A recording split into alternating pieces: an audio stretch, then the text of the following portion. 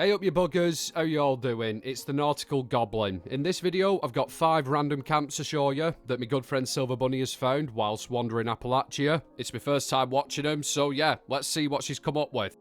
First things first, we have this little pizza shop by Rivet Girl. Simply lovely. Now, location-wise, you couldn't have picked a better one. This is a fantastic spot. And I know that most of you have heard me say that 87 million times, but trust me, if you want to build a store, this is the location for you. It's just across from Charleston train station. Now, in terms of structure itself, yeah, I think you've done a good job. The brick set does fit in quite well round here, which gives it, you know, a little bit more of a realistic vibe.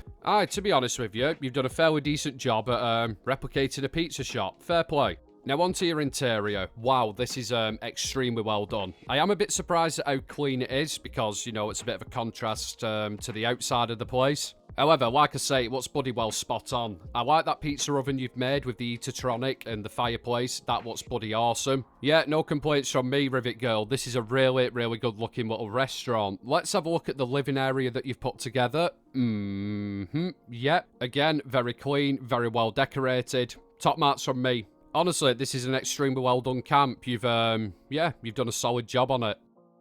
Alright then, camp number 2. This does look interesting. We have the loot stock build by Hearth YC.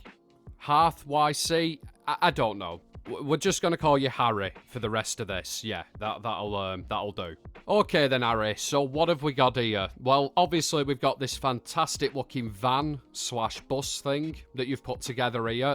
That is absolutely sick, pal. Now, it isn't by any means the most complicated vehicle build I've ever seen done, but don't let that fool you. This still would have been a bit of a challenge to put together. Make no mistake, Harry would have put a lot of effort into this, and I don't actually think I've seen one that's quite like this design before. I like the trailer aspect of it, that is different. Yeah, it's a very cool looking build, this. I will say, I think it could do with some bat wheels on the back of the van itself. It looks like it's hovering at the moment. But other than that, yeah, it's a fairly solid looking vehicle, this. Let's take a look at the inside of the thing. Yeah, okay, not too bad at all. It is reasonably well kitted out. You've done a decent job on it. I like that ladder you've made out of conduits. That's a nice touch. It's things like that that stand out in a build for me, guys. That ladder is completely useless. You can just jump in and out of this, no problem. However, by adding it, it just gives it that little touch of realism. I think that was a good choice, that. It looks awesome. Harry, you've done a cracking job on this. Like I say, I love the design of the thing. I like your trailer and the junk that's in it. All in all, it's a really cool camp that's obviously had a lot of time put into it. Yeah, good job, pal. Hang on, what's that name on the side of it there? Bob76, subscribe. Is that the French fella that makes like IKEA stores and stuff like that? Let me know down in comments, I think it is. He's a pretty chilling builder, that man. He has some pretty cool designs. Anyway, camp number 3. We have the Forest Homestead by Needless Echo. That was awful. I'm sorry. Let's forget that ever happened. Yeah, the Forest Homestead build. I'm going to start off by saying one of the most immersive and realistic camps I've ever seen. And I mean that straight up, right? It looks like some moonshiner's shack in backwater swamp somewhere. Do you get what I'm saying? I'm sure you do. That's the vibe I'm getting from it. Like, seriously, if you get some guy sitting on porch of that with some dungarees on and a banjo, you've got the complete picture. So the structure itself, it isn't anything too complicated, guys. The roofs, yes, that takes a little bit of trickery to get them in place in that design, but overall, nah, there's nothing too much to it. But simplicity doesn't mean it's a poor camp. As I've just said, what I like about this is the realism, and a lot of that does come from its simplicity. Again, it does look like a swamp shack that's just been fortified by a wastelander. It is so bloody Fallout. In terms of the decor, right, this place has been done up to the nines. We have all of this stuff on the outside here on the porches, beautifully well done. And when I say beautiful, I mean it looks like shit, but that's what we want from lore-friendly builds. Simply lovely. When we get to the inside, though, it is a little bit different to what you'd expect. Yes, it's still quite junky and scrappy, but it's quite clean as well. It's a bit of a mad mixture. It looks derelict, but it's also well looked after. Like I said, it's a bit of a mad mix, but I think it does work. Phenomenal job on this one, Echo. Really cool camp. I like the realism. I like how well it's decorated. 10 out of 10 from me.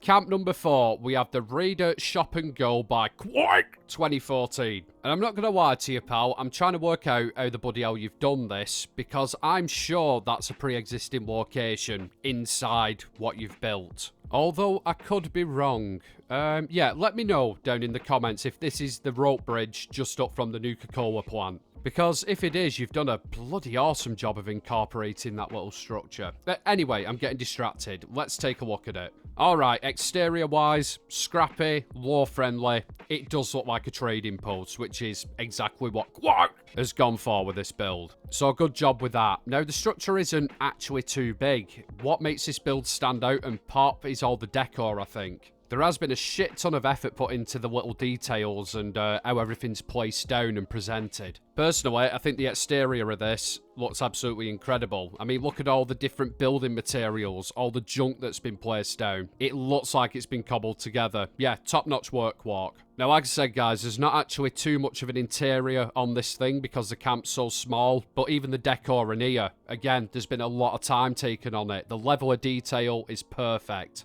Yeah, Quark, stellar job with this build, pal. Fantastic choice on the location. You've really made it your own and incorporated it into your camp. Excellent levels of detail. And all round, a really solid build. Fair play to you, buddy. This was one of my favourites. Alright then, so for our fifth and final camp, we have the Pile On, Pile Up by Ogopogo, Japan. Now, guys, let me tell you, right? If you want to see some sick builds, get on some of the Japanese servers, right? Because these guys absolutely go batshit insane with some of the creations, and you wonder how they've done it. I mean, prime example, right in front of you here now. Let's just pull back on them reins and take 5 minutes to, you know, breathe all of this in, because there's a lot bloody going on here. One eternity later. Okay then, right, so I've had a good look over this. As an actual camp, I don't think it's the most practical.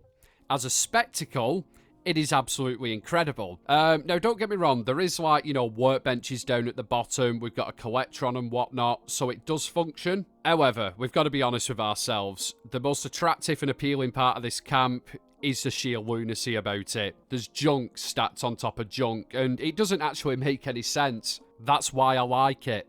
As I say, guys, this is more of a spectacle rather than a camp, but it mustn't have been easy to do, right? You go into Fallout 76 and try and stack junk on top of each other and make it look good.